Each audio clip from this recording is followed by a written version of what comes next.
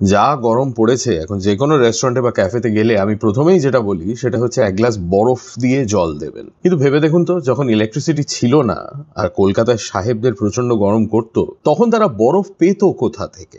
এই গল্প শুরু হচ্ছে with something called the Hooghly slash. চুঁচুড়োতে, মানে চিনচুরা বা চুঁচুড়া যাই বলুন, সেখানে একসময় বরফ তৈরি করার একটা অভিনব পদ্ধতি বার করা হয়েছিল। তখন গ্লোবাল ওয়ার্মিং এত হয়নি, শীতকালে খুব ভালো ঠান্ডা পড়তো।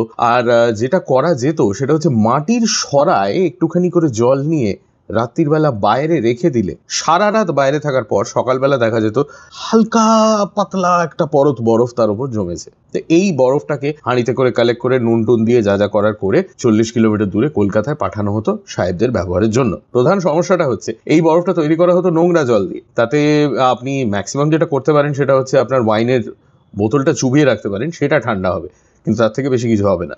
ফ্রেডেরিক টিউডার বলে একজন আমেরিকান ভদ্রলোক এই জিনিসটাকে, এই যে ডিমান্ডটা রয়েছে ফর আইস, এটাকে একটা অভিনব ব্যবসায় পরিণত করেন। বস্টনের বাইরে যেসব বড় বড় লেক আছে সেখানে একেবারে পরিষ্কার জলে স্বচ্ছ বরফ জমে যেত শীতকালে।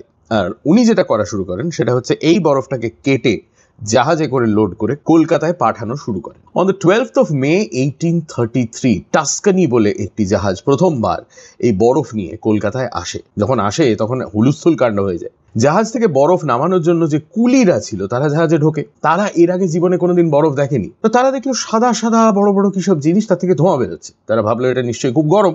কাছে গিয়ে দেখে গরম কি, এ তো কনকনে ঠান্ডা। তারা ভয় পেয়ে হাউ মাউ করে চিৎকার করে দৌড়ে পালিয়ে গেল। আজ যেখানে হেয়ার স্ট্রিট ক্রসিং এর উল্টো দিকে রয়েছে স্মল কজেস কোর্ট, সেখানেই এক সময় ছিল কলকাতার আইস হাউস। একটি বিশেষ ব্যবস্থা করা হয়েছিল এই যে বরফ আসবে জাহাজে করে, সেগুলো আনলোড করে ওই আইস হাউসের ভেতরে রাখা হবে। দাম ছিল বেশ চড়া, আর চাইলেই কেনা যেত না। শুরুর দিকে তো প্রেসক্রিপশন দেখাতে হতো বরফের জন্য।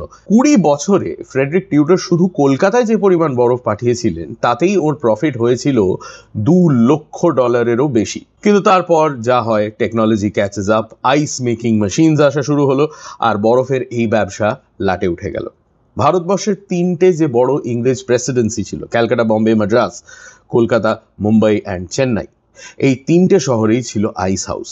এই মুহূর্তে ভারতবর্ষে একটি মাত্র আইস হাউস বাকি আছে, সেটা হলো চেন্নাইয়ের আইস হাউসটা, যেটা এখন যাকে বলে অ্যাডাপটিভ রিইউজ করা হচ্ছে। তো এই ছিল কলকাতায় বরফ আসার গল্প। কলকাতার ইতিহাস সম্বন্ধে এরকম আরো অনেক গল্প জানতে ফলো করুন ইনস্টাগ্রামে আর সাবস্ক্রাইব করুন ইউটিউবে টু হাফ প্যান্ট হিস্ট্রি।